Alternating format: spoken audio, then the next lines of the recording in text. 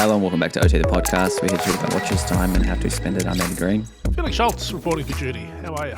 Fantastic, Felix. I've never been better. How are you? I'm enjoying the weather at the moment. It's pretty grey. Grim. Not grim. I was about to describe it as nature's softbox. It's funeral weather. Yeah. Well, you're not going where I'm going. I'm going if you've got a watch in Melbourne at the time we're recording this, which won't work at all for you. Go outside and take a photo of it. No reflections, no harsh glares. Just diffused light all over. Diffused sunlight. It's beautiful. Speaking of diffused sunlight, how about our guest this week? Talk about a ray of sunshine. Oh, nice. Randy Lai, from a variety of places. Everywhere. A collected man. Wristcheck. Yep. But we spoke to him in Sydney, which was a nice change. Well, he was in Sydney. We spoke to him from Melbourne. Boss to us in Sydney. Sure. But yes, same time zone, which I think is a win for us. It's unusual for that to happen. I feel we should try and schedule more guests based on how convenient it is for our schedule. So if anyone's in Japan, that's pretty good. We should find Japanese guests. Singapore, Hong Kong's pretty good. Guam's good. Of course, most of Australia except Perth. Sorry, Perth. Fiji's pretty good. Oh, yeah. New Zealand. Let's get Peter Jackson on. I reckon he'd be down. I don't. Yeah, well.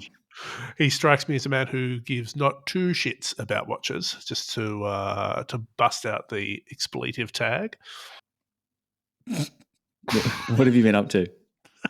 I've been consuming some Google-related news. Yeah, what's that? As you know, I'm all about Google. It's my multinational tech empire of choice. Yep. I have the Pixel phone. You're a big Pixel fan. I am a big Pixel fan. Generally, I enjoy their entire suite of products and the seamless integration they have with my life. Thank you, Google. But also, I'm hoping maybe later this year I'll be able to finally try my hand at the long-rumored Pixel watch. Yes. Yeah, it's coming. End of the year, allegedly. Who knows with these things? Pixel seems to be, or Google in general, tends to be a little bit loose about their schedules compared to someone like Apple. But it's fascinating to see what they've done with it. It looks like a round Apple Watch. There's a few interesting things on the tech front. One, so Google bought Fitbit a little while ago, so the fitness stuff should be up to par. But the thing that I find very interesting about it is that it is Android only. So you can't use it, Andy. It's the same with an Apple Watch, though. No? No, you're right. Whereas, yeah, you're right. And it's a change, but other Google OS ones, so like Samsung. Samsung's different. Tag Heuer, and Montblanc and all those guys that make smartwatches. To date, they've had sort of, they work better on Google, or Android rather, but they do play on Apple. I just think it's an interesting move. Just to single it out to Samsung. Well, no. So to Pixel, you only have Android. So it's that sort of, we're creating our own walled garden maybe, or it's just like they've realized that they're not going to go after the market share that, if you've got an iPhone, you've got to just get an Apple switch Watch. over anyway. It makes very little sense. So why add the functionality? But who knows how it'll be IRL? I'm kind of keen to see it. They do well, like with their integration of their assistant. I think the Google Assistant's a lot better than Siri. Careful with these terms. You're going to set some devices off. I'm just going to turn my phone off. Hey, Google is much better than Siri. Thank you to everyone listening who's now had to turn off their things. But no, that's something that I'm excited to check out in incoming times. What have you been up to, Andy Green? I'd say it's more exciting than what you've been doing, which is a very low bar this week. So I've been watching Rebel Wilson's new film on Netflix. It's called Senior Year. It's got some of your favorite actors in there. A lot of people from After Party. Okay. How's Rebel going? Good. She's very good in it. Yeah, Rebel's always good. I'm a big Rebel fan.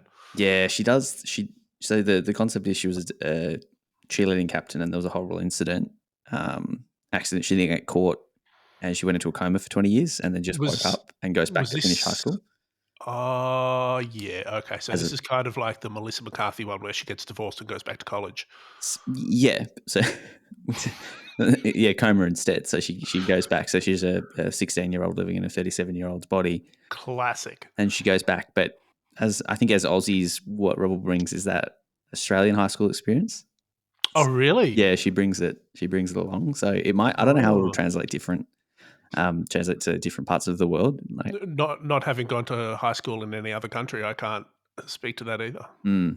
but she's very good. It's quite funny. It's pretty wholesome. There's some good messages in there. It's yeah, I recommend it. It's about 2 hours as Okay, well, and it's the 2 first hours. Rebel film I've seen in quite some time.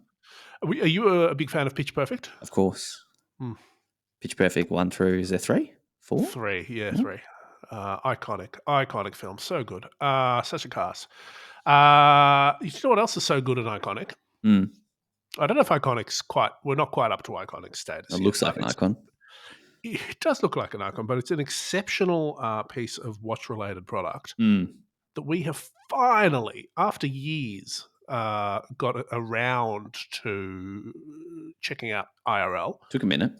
The Tissot PRX collection of watches. What's PRX stand for? I'm not entirely sure, Andy. Do you know? It's got to be power something. Power Extreme. Reserve Extreme. Extreme with an X. Well, it's like BMX. What does BMX stand for? I don't know. Bicycle motocross, but I'm sure. No, the Tissot PRX. I don't think it needs to stand for anything. I think it stands for a vision of the future as imagined in the 70s or 80s. Wow, Um, eloquent. I thought so. But these, so we've both been wearing these for about a week or trying them out. I don't know if you've been wearing yours much. I certainly have. Mm-hmm. It is a real look. It's a really, really good watch. I mean, I'm sure you're across it by now, dear listener. Sort of an integrated bracelet, 70s vibe, but on a much more accessible price point and stock allocation situation than other similar watches. So, but to be fair, I was not expecting it to be this good. No, me neither. Pleasant surprise. I'll be We're, honest. we're talking about $1,000 for these, give or take. I've got a one with a silver dial or silvery white dial and rose gold bezel and dial hardware. Yeah, and I've got the plain Jane, so it's just the black dial, It's all steel. Powermatic movement, automatic quartz. I reckon quartz would be great in these too because it'll be even thinner again.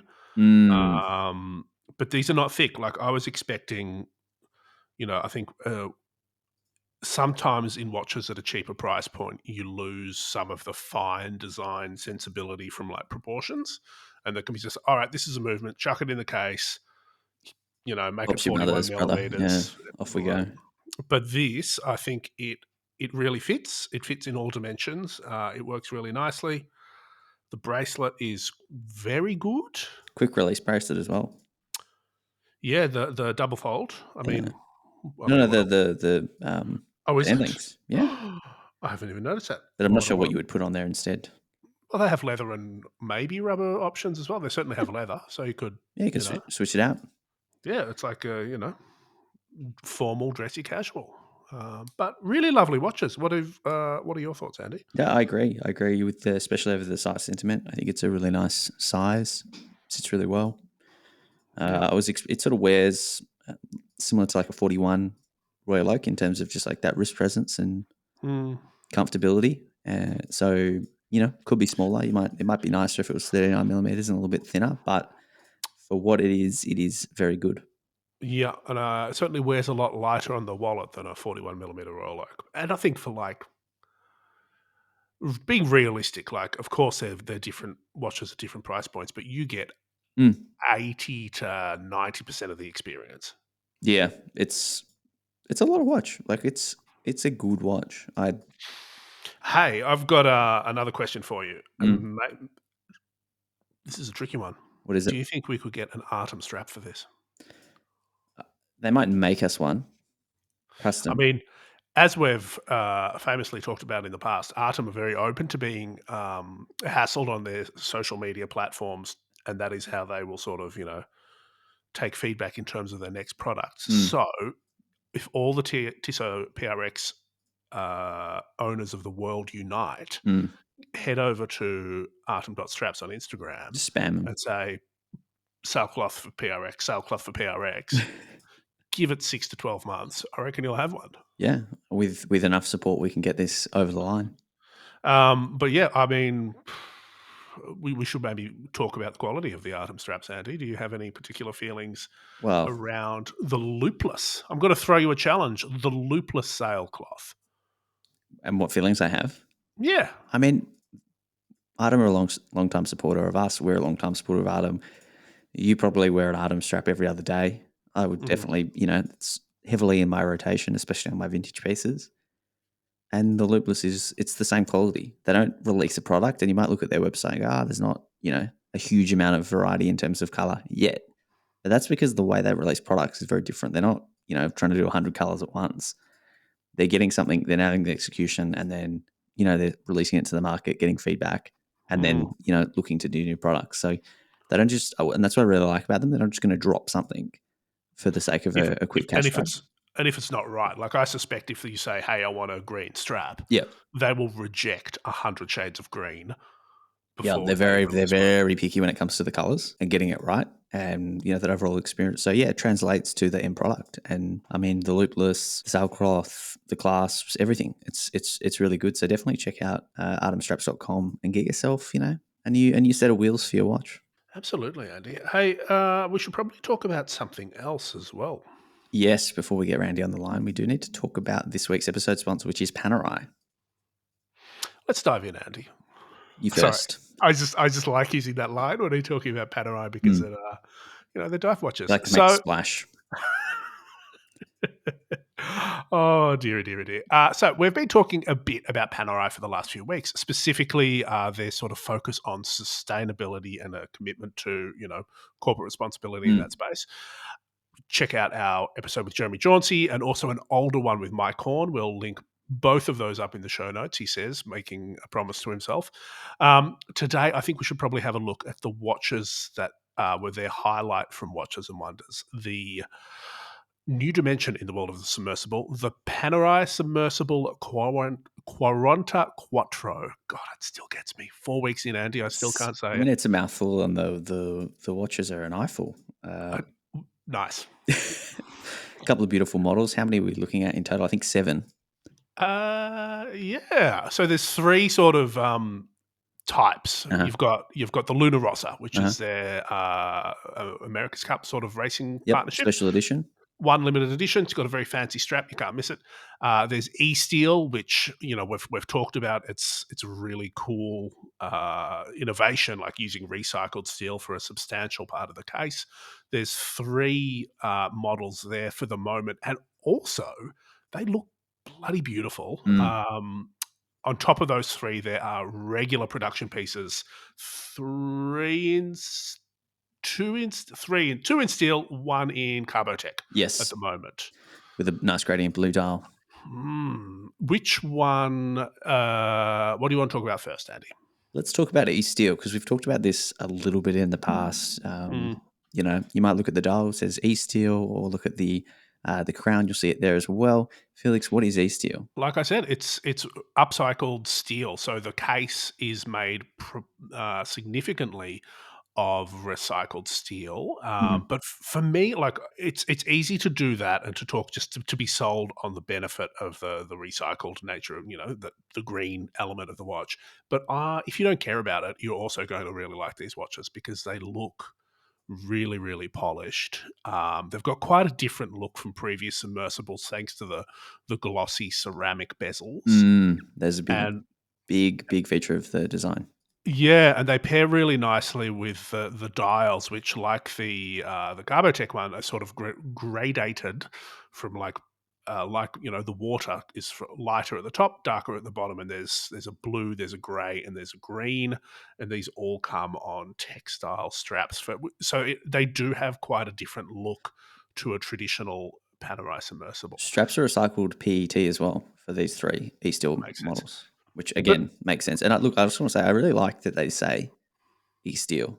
on the crown and the on the dial. It's cool that they're sort of proud of it. A bit of a conversation starter. Someone might look at it and say, "What's East Steel?"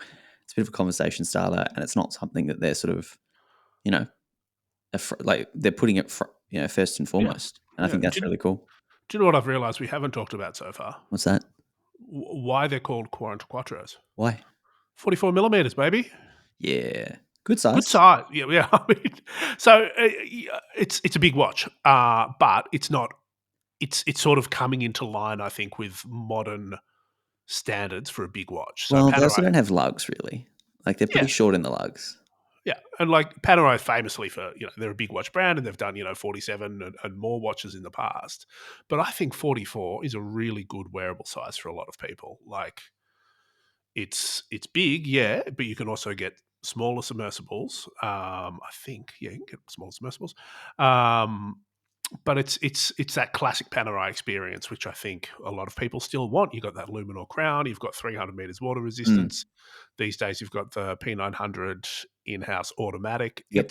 It's a solid package of a watch. Yeah, it's a cool choice, and the Aussie price is about 16,200 for those three. For the E-Steel, yep. Yeah, for the E-Steel. So, I mean, which color would you go for? Grey, to be honest. I think it's Grijo Roja. Yeah, I'd go the Verde Esmeralda, just so that when people ask, "Is that green?" I'd say no, it's Verde Esmeralda. But to be honest, of the 7 watches in the lineup, I would not go for. Well, I would go for the E-Steel, but I would probably go for the regular production Bianco dial, which is a white dial, comes with a green rubber strap. And I've always been a sucker for like white dial Panerai models with that, because they've got such strong dial design. It looks really good with that black and white stark contrast. Yeah, and I the think hands and markers and stuff like that. Yeah. And this is, and even with the bezel, you've got those sort of hash marks for the first 15 minutes. It's really striking, and it's a white dial. I think is always a bit more of an uncommon and, dare I say, elevated choice compared I reckon to I'd go, other. if I had to choose outside of the E-Steel, I'd probably go the Carbotech. Oh yeah, Yeah, the blue dial just with for the blue strap. It's a pretty cool look. yeah, lightweight. Carbotech's cool. I mean, it's that forged carbon. I think proprietary in watches to Panerai at least. It's a little bit more exy than the others, but 26K for the Carbotech model, but really, really solid. That blue dial is special, paired on the rubber strap as well. I think we didn't mention the price of the regular ones. No, we didn't. Around 14,000, give or take $100 here or there. Yep. But yeah, I think it's a pretty solid proposition and a good. I think it's part of what Panerai is doing, which is a broader update to their catalog. They're sort of bringing it in line with what people want. They're refreshing a lot of lines, and I really like the new submersibles. I think they're a strong addition, and I'm glad they're finally their own collection as of a couple of years ago. Well, thank you to Panerai for supporting this week's episode. Felix, where can we go to find out more? 2 places come to mind immediately. 2 places if you're in Australia, Sydney or Melbourne boutiques. Panerai boutiques are a great choice. If not, head to the website, panerai.com. Yeah, should be shoppable. Perhaps. Definitely. Let's do it. Okay, so back to the main course.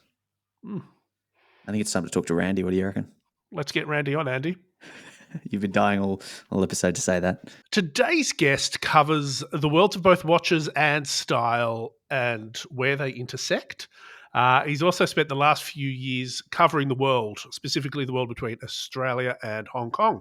You've read his work on A Collected Man, Wristcheck, and in Australia's own Bosshunting. Welcome to OT, Randy. How are you? Guys, I'm very, very well. Thanks for having me. It's good to have you here, Randy. And now we were just talking before. We found you in Sydney. What's going on? Oh, well, I mean, the privilege of working in a non-essential industry, not as a medical worker or somebody who's a frontline worker, is that I can do my job from wherever. Some things realigned in my personal life last year that enabled and indeed encouraged me to come back to Australia, where I guess I'm from. I mean, I'm born overseas, but I think I brought this up on the Waiting List podcast as well. I was born in China, but grew up in Australia. And over the last few years, I've been working mostly in Hong Kong, Shanghai, around that sort of region. And last year, I had the opportunity to come home. And now I'm just working remotely, doing the same old shtick that I was doing before, but with the benefit of better beaches, more affordable housing. Relatively, I mean, Sydney, it's not too affordable compared to Hong Kong, but it is slightly more so. So yeah, just been doing that for the past few months. Yeah, this is I guess adulting, right? And you just entered the 30 Club a couple of months ago, if I'm not mistaken. How's it feel? Yeah. I heard you got a special watch to celebrate the occasion. Yeah, so I picked up I'm really terrible with the GS references, but I think it's a SBGA. I mean, who is good? I've said this so many times, I think, to people who work at the press corps and to the brand directly. It's just they need to find a better way to name the references. But yeah, the pink the pink spring drive, the 41 SBGA 413, I think it's called. That was my 30 Club watch. So that was good. But I have to say, the remainder of the 30 Club experience has been pretty disappointing. Your body starts to fail you almost immediately in an act of like poetic justice the moment the clock strikes 12 on you turning 30. And yeah, it's just been very, very humbling to see how, one or two Negronis can fell a man once he enters that part of his life. Yeah. Knees starting to hurt. I think for me, it's making noises when you stand up. Oh yeah, no, I've gotten that as well. The random utterances, But so that's the downsides of turning 30, though I think a new Grand Seiko makes up for that. How have you found that? Like I've as someone that is Andy and I are very invested in pink dialed watches. I've always felt that to be quite a subtle pink. It almost too subtle. I definitely see what you mean with the Shunbun. So I've just worked out it's called the Shunbun because it is based That's on right. the spring season for Japan.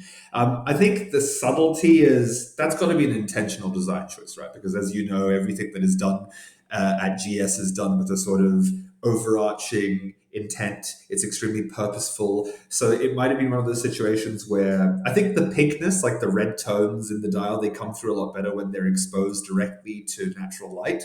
But generally, the vibe is it's a pretty low key sort of colored dial. I think in most situations, especially if you are in like a sort of coolly lit room, ambiently lit, it's not terribly pink. You're right about that. It's more almost sort of a silver kind of vibe, a little bit more monochrome. I suspect a designer would tell you that's because it's supposed to be more wearable in a range of social settings. It doesn't cry out for attention. No, But, they just copped out. That's my take. Yeah, it's got a lot of texture on the dial too, right? Like it bounces the light back So off it. yeah, as well too. Like it has an irregular gradient as well. There's sort of that like wave-like motif going off in all different directions. So yeah, I mean, it is a very dynamic watch. Definitely one that I enjoy wearing in a variety of different situations. But for people who, it's definitely no Anodyne OT. Situation where you get that really kind of like consistent, lovely, distinctive pink. Yeah. Some people have said that was the best release of 2021. So it's a hard watch to beat, but we understand and appreciate the sentiment. So you write for a bunch of places, Collector Man, Wristcheck, Bosshunting, like Felix mentioned. What are your favorite topics to write about? So I entered the game. It's not a terribly unconventional or original origin story, but I kind of entered the game as a style writer. I was writing for a number of those like glossy broadsheet type luxury magazines, of which there are an excess in Asia. There's just too many of them, to be frank, and they weren't adding value to the market. I won't name names, but it's kind of obvious who they are. But I was writing a lot about suits and like tailored clothing and design objects, that kind of thing. And then, one day, we had a watch writer full time who had quit at the relevant job in question. And so I started pivoting to write watches. So yeah, that's been a relatively sort of haphazard phenomenon. And I've been doing that for the past 3 years, I'd say, consistently. I mean, I'd written about watches kind of in an on and off or sort of a situational way before that, but it's been since late 2018 that I've been writing about them with any sort of consistency.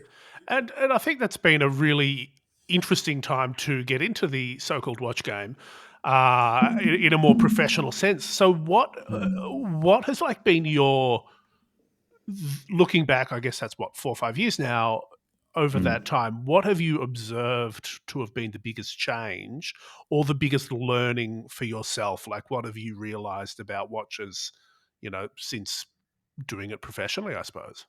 I think what I've realized I've had a few realizations. I'd say one of the big sort of themes or trends that I have caught, and I'm very lucky to have caught because I arrived at a sort of opportune moment in the culture, is that watch culture at large now is becoming it's such an omnipresent part of the popular cultural landscape. I mean, even in 2017 and 2016, and this is borne out by the results you see for esoteric watches like the Crash, which I'm sure we'll get to at a certain point in the show. But watches like that, like the Crash, watches like the 4-digit Daytona references, even if you go back to 2015 and 2016, they were not doing the sort of numbers and they were not so widely circulated in the public the way that they are now. And so between 2018 and 2022, we've seen this massive explosion of interest from people who otherwise have no interest in horology and timekeeping culture. And that's permeated everything. It's in the hip hop game, it's in films, it's in, of course, collaborative product launches, in sport as well. I'm sure there are a ton of other areas in which there's overlap with the watch industry that I've forgotten to mention. So that's been a huge observation for me. And in terms of what I've learned, just not to be so. I'd say not to be so judgmental is probably my biggest takeaway, because obviously when I started writing about watches, I had a lot of preconceptions about what was worthy and unworthy of consideration, like a lot of people who don't know very much about the context that they're working in, right? So, when I started, like a lot of people, I imagine I had sort of, an idea that the only brands worth talking about are like the Trinity brands and Rolex, et cetera, et cetera. But now we're in this awesome place where the Kickstarter brand or like the $300 like micro brand watch is as worthy of conversation and discussion as those aforementioned brands. So that's personally for me a takeaway that I've been really appreciative to have. That's really interesting, and I think good to see. I think that's a evolution as someone as sort of watch knowledge goes on. What's a brand that you would have dismissed or overlooked in 2018, Randy, that you are really into or rate these days? Oh, it's a really super good question. I mean, I would, and it's a terrible thing to say because people knowing what they know now, they would say that I'm incredibly ignorant for saying this, but I think Cartier would be a brand that I would have dismissed out of hand. Because, for me, like growing up in Asia in like the late 90s and early 2000s, that to me always felt like a jewelry brand. It always felt to me like a flex brand as opposed to a, vehicle for very serious watchmaking. And serious not necessarily in the mechanical sense, but serious in terms of how, design is contemplated or how the aesthetic experience is so central to the product. So yeah, obviously knowing what I know now and knowing the sort of personalities who collect Cartier serially, like the, Ori Montanari's of the world. That's a brand that I'm very sort of embarrassed that I didn't spend more time focusing on when I first started getting interested. Yeah, awesome. Well, I mean, you've been in the game for a while now, as you sort of mentioned, and you've got thoughts and opinions. What I want to ask you, there's a watch that's been getting a lot of attention lately. And I'm going to push a hot take out of you, Randy, but I want to know, do you think the Vacheron 222 is the GP Laureato of 2022? Oof. Is it the GP Laureato of 2022? Can I get some elaboration on like what sort of parallel you guys are trying to draw there? Because I have to confess, I'm not a huge, like the GP portfolio is not one that I'm very familiar with. So like, what's the sort of parallel you guys are going for? When they first kind of revamped it and dropped it, there was a huge amount of like really, really positive press about it, and a lot of just marketing, right? Right. And it was sort of everyone was kind of speculating, is this going to be the next, Royal Oak? And It's same with the Alpine Eagle from Chopard. Is that what's happening with the 222, or is it actually a good watch? I mean, I almost feel like it will have a little bit more staying power, and it will permeate the culture a little bit more deeply. Because first of all, like those watches, for example, that you mentioned, the Alpine Eagle and the Laureado, yes, they're not doing the sort of numbers that the Trinity's like steel sports watches or precious metal sports watches are doing, but they are more widely sort of known and more widely transacted in now because of the endemic issues we've had with supply from those big brands over the last year, specifically during COVID. So I think short answer, I definitely think it has a lot more staying power. And you also have to remember too, because it's Vacheron, right? It's like the other brand in the trilogy. And as I said before, kind of the fact that watchmaking is so much more a part of the luxury hype pop culture cycle now. People are sort of more used to, they're more open to thinking about it and considering it, and not just as a sort of consolation prize for not being able to buy a Nautilus or buying or buy a Royal Oak. I generally think it has legs, but obviously, like the results we see at the auctions or have seen at the auctions this month and later on in the year in November, I think will be a good barometer for whether or not that's a hot take or whether or not I'm just puffing smoke. I got a question, controversially for Andy. When you're talking about the 222, are you talking about vintage 222s, the new overseas, or have I missed something? And is there a plan to make regular production new 222s? I'm talking about the new one. Which it's just for this year though, yeah. It's like it's a one-off, one and done, and then it's back to overseas. Yeah. Okay. Cool. I just noticed, the vintage ones popping up at auction, getting huge prices. I've never seen this watch before, aside from a collected man. Yeah. And then all of a sudden you can't escape it. I think they've been going up. I've got an Instagram mate that's got a few, and they've been going up in years because I think people who have paid attention have gone, well, shit, there's only so many legitimate 70s integrated watches. Icons, I can't afford the other ones. Let's go for your Kaisex option. And again, I almost don't feel that it's going to be a limited, because it's part of the sort of historic collection, and those watches a lot of the times they get launched initially as LEs or they get launched initially as one-offs, but they're testing to see, based on obviously how like the new product affects the price of the vintage market, they're testing to see whether or not this will ultimately be viable for them. I don't even think necessarily that the new 222s, which are, a point-for-point remake except for the movement technology and the date window, and they're a point-for-point remake of the old 222s, I don't necessarily think they can't exist in a world with the overseas. I feel like maybe Vacheron, I don't know about production capacities and managing the logistics of it, but I think ideally they can coexist in a way. And obviously, because the Vacheron collector, the archetypal Vacheron collector, has that sort of historically minded or vintage minded sensibility, that way it gives them a product which penetrates both markets, like contemporary and neo vintage as well. I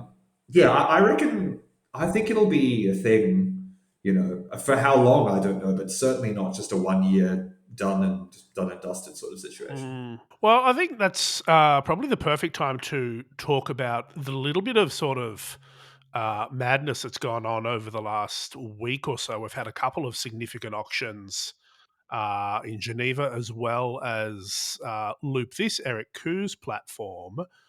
And let's start with a watch that you probably would have dismissed out of hand in your younger days. Much to my own ignorance. Yeah, hosted by Mankatar. Were you offered any Cartier crashes in 2017? I don't think that my bank statement would make me eligible. I think I'd be dismissed out of bank. Even then, so even in 2017, I imagine.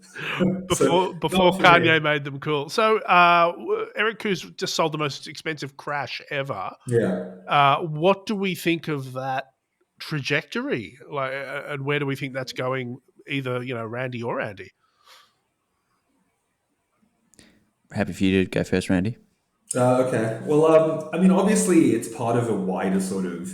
There's all the top line stuff, right? Like if you get away from differentiating the London crash, which Loop this just sold for just north of 1.5 million US. If you get away from the differentiation between that and then like the remakes and the stuff they made in Paris in like the early 90s, it does signal kind of a wider, I think a sort of wider admission by the watch market and by pop culture at large that maybe the moment of the steel sports watch. It's not that it's over, but it can coexist now with other stuff. Like fashion writers talk all the time about segmentation, and that's a huge thing that has been at play in like the market for for like clothes for a long time, right? And I think we're seeing a bit of that now in the watch market. It's not that there's one wave happening that trumps all other waves. It's multiple waves happening simultaneously.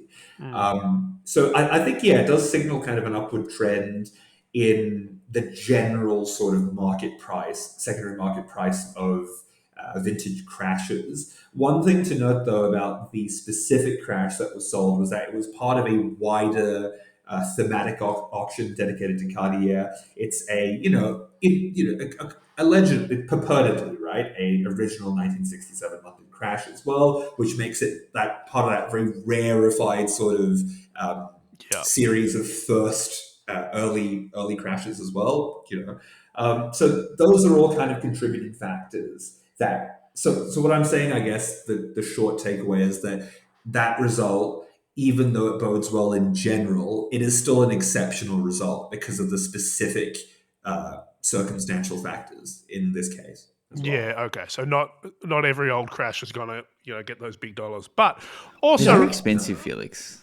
They've been very expensive for a long time. Yeah, 100%. But Randy, this is not the only sort of unique, special, historically significant watch that's been sold recently. We've had some Royal Oaks as well. Specifically, we had Genta's personal Royal Oak, and I think the only watch of his own that's come up for sale. That went for just north of $2 million US. And I think one of the most interesting ones that I've seen in recent years was a watch that has sort of been, I think, attributed to belonging to Lagerfeld. A sort of a PVD Royal Oak that looks beautifully beaten up. That went for £1 million at the Royal Oak 50 sale. Yes. Where are we at with that sort of, and I think Royal Oak mania? And what's interesting about those two is one's bimetal, one's aftermarket modded. What's the significance of these? I think it's just people becoming a little bit more confident because obviously for a long time the sort of the sort of mythos or the sort of ridiculous observation about these sales was that the steel stuff, which is empirically less expensive in terms of the manufacturing cost, that stuff always did better than the stuff in precious metal. And what we're seeing now is sort of a general embrace towards two-tone Royal Oaks, or like for example the Christie's auction, which happened on the 9th of May, a lot of the best performing lots were solid gold Daytonas as well. So there's a kind of genial anecdotal pull towards now watches in precious metal, yellow gold specifically. As for why those two watches did so well, it's obvious because of the provenance, right? Because in the case of one, it's Karl Lagerfeld, and as far as I'm aware, that PVD coating, it was not something which AP themselves signed off on. That was an aftermarket modification. And then in the case of, it's the same thing for Genta's personal. Was that a 5002? I can't remember the exact reference. I don't know. In the case of his Royal Oak, it was a similar sort of thing, right? Like he had the bezel made himself, and then he replaced the steel bezel with a yellow gold alternative. So I think now this signals a sort of shift where a lot of the collectors, especially who are participating in auctions, they're more comfortable buying things because of the provenance as the primary factor, whereas before, for the last few years, the sort of driving concern has been the quality of a lot. So everyone's always, condition was the mantra, right? But yeah, I guess more widely, that just means that people are more cognizant of these myths and the personalities in the watch industry or around the watch industry in the case of Lagerfeld. And yeah, I mean, I think that will make for some very interesting bids or some very interesting results in the next few years. Yeah, interesting. it certainly is a fascinating time for auctions in general, and I mean even just the pre-owned market. It sort of feels like it's all bubbling away. But enough of that. You mentioned you're in Sydney. You interviewed one of our first guests recently for A Collected Man, Patrick Johnson. Fascinating guy, very stylish, very good looking, very cool taste in both fashion and watches. But I'm curious, after chatting to him, did anything really kind of stand out or strike you about his kind of outlook on both style and watches? I mean, just that he doesn't. I think one of the things. So it just so happens, and I've thought about this ad nauseum because I have so much spare time on my hands. But I've thought about this ad nauseum. I find often that the most compelling watch collectors also have a buttload of really great personal style. Like when I think of guys like Ronnie Madvani, or when I think of course, John Goldberger, or when I think of Mark Cho, our mutual friend at the Armory, like they all have a very strong sort of worldview about how they express themselves, and watches they fit into. They're one piece of a much bigger puzzle. And the guy, nothing. This is to say nothing negative about academic collectors or people who collect with highly specific thematic constraints, but it can get to a place where you're sort of missing the point of enjoying the watches. And the thing which strikes me about Patrick is that he always thinks about, for example, that yellow gold Aquanaut that he rocks as his sort of, as a sort of rarefied daily wearer, right? He always thinks about that watch in relation to it being an element of his personal style. And I think that's important. I think there's for a long time been this sort of, especially amongst watch folk, there's been this sort of stigma about, spending too much time and effort talking about how a watch is beautiful and how it fits into your persona. That all of the focus has been on, importance of the movement, provenance, condition, where it fits within a series of similar watches that were made. So with Pat, what struck me was that he is a very sort of intuitive watch collector. Also it helps that his wife Tamsin as well. She has a great eye for these sorts of things, and that they get to have that conversation as a couple about like different perspectives on what's beautiful. And that's something which I think a lot of watch folk that they could benefit from as well. I think one of the joys of collecting well is that you bring disparate influences to the conversation. I mean, and that's the same for I would imagine, because I've never bought art personally, but I would imagine for buying furniture or art, having those other influences in the back of your mind, be it clothes or watches or film, whatever, that's a great wellspring of inspiration to have. And that's something which Patrick has, I think, in spades. So that struck me quite a bit when we were talking. I think that's really true. And I've just sort of put a few disparate threads together in my mind. Like we just talked about, Lagerfeld's watch, which was cool because he did something to it. We talk about, Patrick Johnson, who's comes at watches from that non-sort of, watch nerd bubble.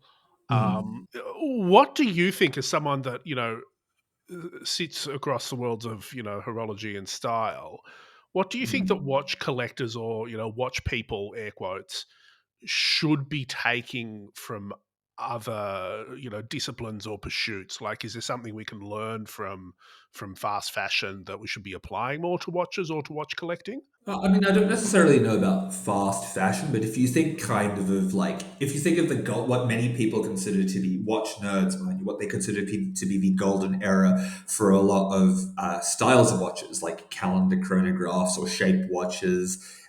During the 60s and 70s, there was this very strong cross-disciplinary thread running through the creation of watches. Like, say, for example, one example which comes to my mind, which again I was totally ignorant of until I started writing the piece for it, was like the influence of modernist sculpture or Dadaist art in Gilbert Albert's watches, right? And that's something in influence he totally would not have had if he had not had that conversation about paintings or sculpture. So I think for any watch guy, having an appreciation for industrial design or for mid-century is always helpful. Though a lot of people do have that.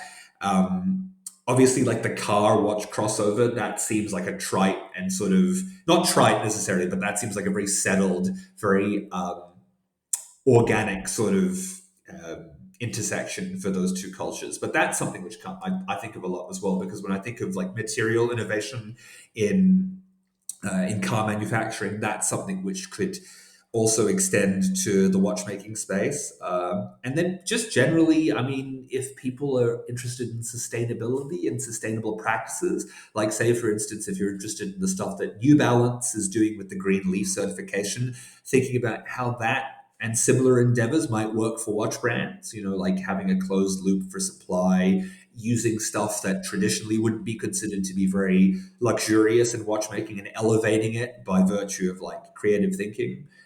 That's another area I reckon that watch people could pay more attention to. Yeah, that's 100% true. And I think the other side of the coin, something that watch people have learned from the world of fashion that's maybe less cool, is that sort of drop culture and the hype mentality as well, which Yeah. I don't know if it comes just from fashion, but maybe it's just an evolution of consumerism at the moment. Is By the way, I just had to take a mental second when you spoke about Gilbert Albert. I think you mean Gilbert Albert. Oh yeah, Gilbert Albert. I don't know. I've had this exact conversation with a number of people about is it more annoying if as a non-French speaker you try and pronounce the words authentically, or should you or if you don't lean in at all, is that kind of I don't know. No. You pulled it off. I don't think I would. Gilbert. That's just one of those words it's a name that I've only ever read, and I've never thought about how it should be pronounced. But I'll just call him Old Mate GA or something, Mr. GA or Gilbo. Something next to Gilbo. So one other thing I think that you're in a good place to talk about, like obviously you've spent a decent amount of time in Hong Kong, which is seen as one of the one of the more stylish parts of the world, and B, one of the most important watch markets in the world. What's it like over there at the moment in those sort of scenes? So I think, and there have been a large number of good think pieces about this in the FT and the Times and in the Wall Street Journal, obviously. But I'll just reiterate the top line stuff so we have some context for it. I think that definitely the COVID-19 sort of economic crisis that has affected so many other parts of the world, a lot of watch collectors and luxury consumers in general in Hong Kong, they were insulated from a lot of that because of the strong economic growth. In mainland China in 2020 and 2021, for much of 2021. So as a result of that, people have gotten very aggressive and bullish in terms of their collecting habits. And that's saying something because already, as you pointed out, Hong Kong was a sort of market, especially for consumption, that was very, very attuned to trends. It picks up trends and drops them very quickly. People are very well informed when it comes to, car, watch and fashion culture. In terms of how it is now, I mean, I would imagine it's not too different to how it was 6 months ago. But how it was 6 months ago was, I'd say, it was diverse. Collectors were pretty aggressive. They go very hard on things that they like, with a certain degree of confidence. And also the other aspect of it was that people are very used to buying in an omni-channel manner. So whereas I myself don't subscribe to this because I think of myself as pretty as a pretty prosaic person, and conventional person. So of course, I mean, on the off chance that I'm buying a watch, I love to see it first, think about it, speak to a retailer about it. And whereas, in Hong Kong, people are very comfortable now, as we've seen in the online auctions with the big three auction houses. They're very, very comfortable dropping 7 figures on a watch that they have never seen before, bidding against 31 other people, as from a variety of countries around the globe in a sort of digital setting. So that's an aspect of the culture that might be distinctive there, or certainly more distinctive, redolent of the culture over there as opposed to places like the UK and Australia. So yeah, awesome. Well, I'm curious to get your take, having that style background as well, and sort of, after hearing the thoughts on Patrick, what do you think is the most versatile watch? If someone's going to buy one watch and they want to wear it all the time, what's the most versatile watch that they can buy? Most miles. What's going to give you the most miles? Oh, this is like that. You know, when people ask you what's your favorite pasta dish or whatever, there's just so many. You have a full blown mental breakdown because you're being forced to make the Sophie's choice kind of uh, this sort of line of logic. I actually think the most versatile watch is probably a watch on an integrated bracelet, but not necessarily a sports watch.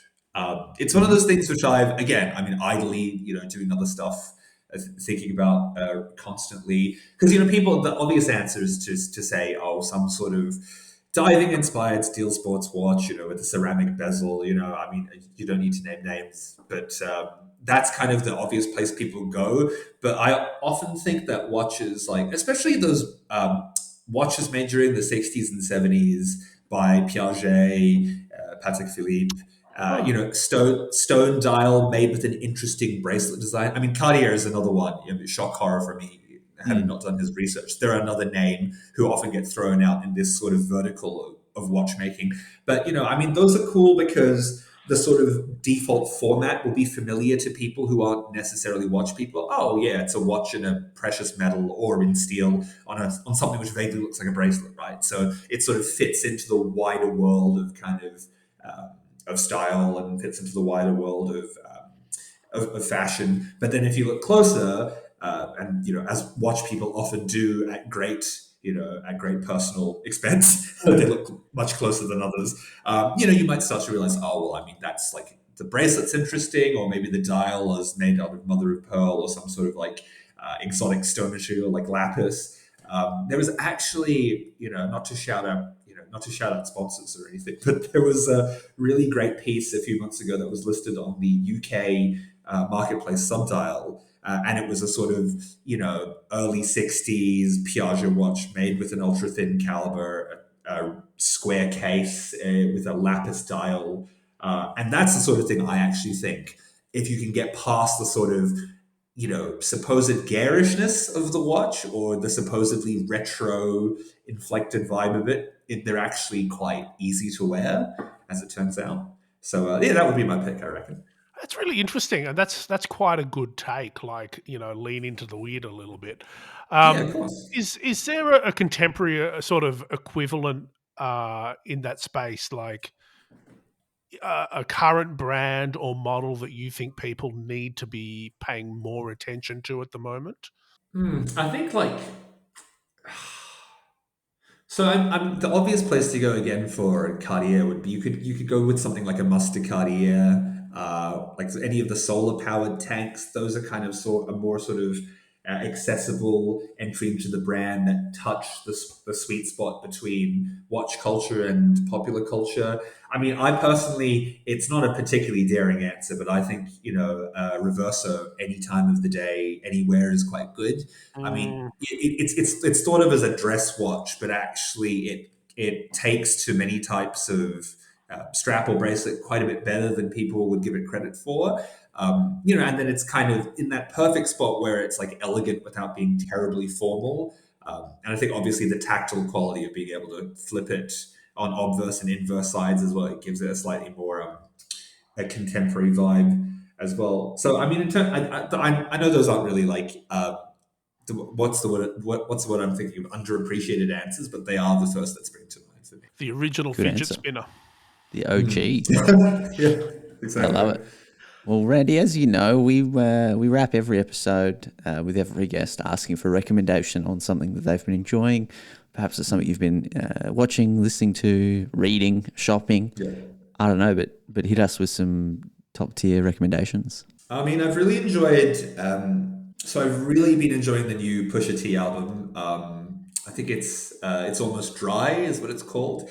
It's got some really fantastic cameos from Kanye West, obviously, who produced the album. Labyrinth, some other rappers like Lil Uzi Vert, I think, is on one of the tracks. But that's just a very good, solid, um, a highly like well written, well produced album from like a rapper who's often considered like an elder statesman in that sort of constellation of rappers.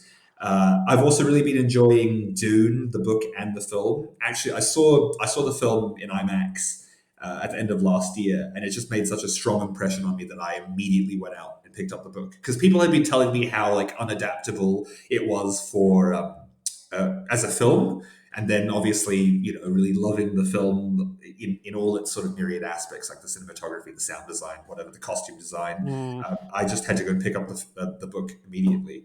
And in terms of like something more bingeable, there's a really good show on HBO Max called Tokyo Vice. That is something which I would definitely recommend people who are interested in kind of learning more about, like, because it's like a constant obsession with a lot of people, like Yakuza culture or organized crime in Japan. That's a good one to pick up. It's executive produced by Michael Mann. Really pretty good, and the Japanese cast are great. They're so good in it, which I think is something people should pay more attention to. You had me at Michael Mann. That's solid. That's one I'll definitely be following up on. I'll YouTube it as soon as we finish this call. Here we go. But Randy, it's been lovely to chat to you in the same time zone. It's very exciting. It's delightful. To anyone in the same time zone, this is a breath of fresh air for us. I could feel a sigh of relief wash over you guys when we first were talking about doing a little chat, thinking, is it going to be? But even if we're doing it in Hong Kong, it's only that's pretty good. Hong Kong's great. Hong Kong's well. okay, yeah. Shout out Hong Kong time zone. Certain parts of America and Europe that are frustrating. Of course. Yeah. Well, Randy, thank you so much. We'll link up where people can, read more of your work and find out more about you, obviously. But at Style Eternity on Instagram. Is the newsletter still going? So it's I put it on a bit of a hiatus. Sure. But I'm hoping to get back into it. Otherwise, I was going. Yeah. Oh, that's embarrassing. What a plug for an unfulfilled project. But it's all right. But yours is a lot more consistent than mine. So just motivation to get back into it, Yeah. We'll plug Jason Heaton's Substack instead. He's pretty consistent. Oh, of course, yeah, great. Well, I mean, and the quality of content in the Swimproof newsletter is probably a lot more consistent as well. So well deserved. Let's not be down on ourselves. Well, Randy, thank you so much for your time, and we'll have to catch up in Melbourne or Sydney sometime soon. Yeah, cheers, Andy. Cheers, Felix. See you guys. Nice. Andy Green. Randy Lai. What a guy. Do you think he's in the contention for replacing you as the host of OT the podcast? You get away with that, I think. Yeah. I mean, it's only one extra letter. And some places don't even pronounce the R. Okay, sure. No, thank you very much, Randy. Lovely to chat to you and hear your thoughts on the world of watches. Always exciting. Almost as exciting as Panerai's Luminor Submersible collection. Check that out. Thank you, Panerai, for sponsoring us for these last few weeks. And thank you also to Artem Straps for, sticking with us through thick and thin, much like your loopless sailcloth, very thin straps. Brilliant. If you want to write to us to support us like Panerai and Artem do, you can do that at otthepodcast@gmail.com, or you can hit us up on Instagram, ot.podcast. And of course, if you like the show, of course, tell everyone, tell your family and friends and neighbors. And, if you want to wrap your car with our livery, email us and we'll sort it out. That might be like a tax deduction thing if you do it. Yeah, I mean, we'll pay for the cost of the wrap. Yeah, we'll make some sort of tax, corporate. We could have a fleet. We need a fleet of vehicles. Yeah. Well, like those billboards we're seeing in the city of Kooyong at the moment. This offer is not limited to just one person. So if there's multiple people out there, or if you have multiple cars, sure, please let us know. Until next week, Felix. See you later.